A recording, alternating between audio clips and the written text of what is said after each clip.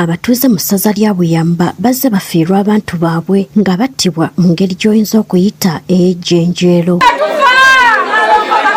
Okusinga ba bodaboda be basinze okuttibwa nga ku bano kuliko Umaru Nsamba, Muddu Godfrey, kyokka nga ye Hassan Byalugaba Mukama yamuyamba n'asimattuka. Ono atubuulidde nga ye bwe yasimattuka. Bannumba nga ngenda ewaka nga nva ku mulimu ne bantemula nga ngenda n'abaana ewaka ne bankuba nnyo era ne bamenya n'ekibegabega. Sula yatta omwana wange ng'amulaajanya nga bayitawo wakatwire n'amugamba Sula owange gw'onzise ondeseza maama wange n'abagamba nti mukattire ddala bujjo tutta abantu nti leero kano bwe baamusibaayo ennaku 10 najja nga yeewaana nti batiitizi natwerako ekidongo wonna mu tawuni e Buyamba nga gatukubira oluyimba nti bano batiitizi nammwe baagala otye. Lwali teruli olwo bano ne bakwata Straight Ssesimba agambibwa okuba emabega w'ebikolwa bino. Naye poliisi y'Erakai terina bwenkanya bw'okwata omuntu n'omuleeta nga akoze ensobi yonna oba nga akutemudde kabibaleeta ssente bo omuntu nga bamuta. Poliisi ye waffe eri mu ddwaniro ekola emisango ne tugifuwadinga mpaka Rakai mba mwakatuuka nga ababbi babawerekedde.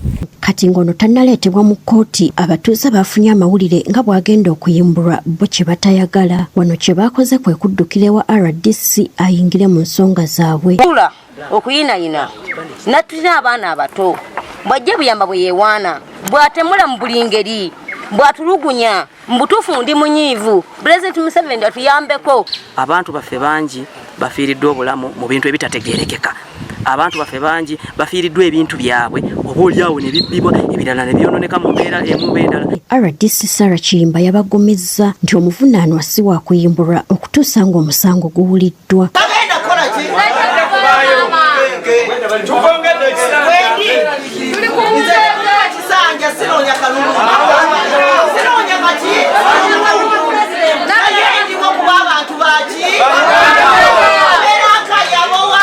Bano babadde bakutte ebipande ebiwandiikiddwako obubaka obulaga okwemulugunya kwabwe. N'okuduula n'aduula nti ayinza okusanga n'akugamba mpiki eyo nkadde ffe tetubba nkadde. Poliisi ebadde tetuyamba ng'ekwata omuntu n'omuta kyokka ate ababbi abalina amaanyi ebatya naye mulwana nga mutamidde mu bbaala bakozesa sipiidi okwagala okukwata omutamiivu.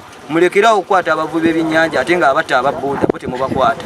Geoffrey Bimba ssentebe w'ekyalo Kinaawa agamba nti si bakuwera okutuusa nga bafunye obwenkanya. Okulaba nti bazze bwe bati nga bangi balina obulumi baagala obwenkanya Ssesimba Straight babanga n'emisango gye yazza kkooti bw'enoonyereza nga mituufu akwatibwe bw'enoonyereza nga mifu anaaba ateebwa. Zibadde teziri busa olwo n'aleetebwa ku kkooti ente Rakai mu maaso g'omulamuzi Vienne Raphael kyokka ekikubya abatuuze enkyukwe kwe kuwulira ng'ono avunaanibwa omusango gwa bubbi kyokka nga bo bagamba baamuggulako gwa butemu. Kakati abatuuze beebuuza fayiro eyo yajja oba teyajja lwaki tevaayo.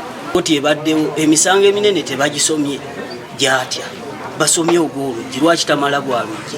Ne RDC kino kimukubye wala kwe kwagala okuteekawo embeera ng'enjogera y'ennaku zino okukakkana nga bawanyisiganyiza ebisongovu n'omusirikale w'ekitongole ky'amakomera.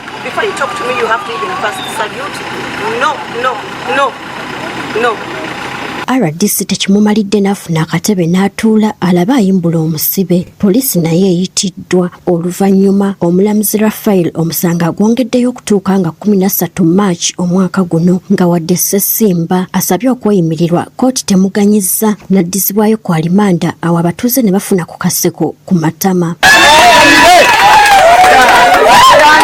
Mu mbeera eno poliisi eriko abantu 2 beekutte abaakulembeddemu abatuuze okulumba kkooti kyokka era kino kizzemu ne kitabula RDC ng'ayombesa abasirikale okunyigiriza abantu ba wansi. Muyisa mu by'abantu muyisa mu binnya abantu nedda muyisa mu by'abantu sisobola kukakkana nga abantu Berakai bali nkuwona abakulu be baliwo omukulu wenyini RPC wanga bagambye abantu mbate kakkana ne waba bagambye naye tusobola kwita mu bitendo jangu tuleko sisobola kutula. I can't sit down.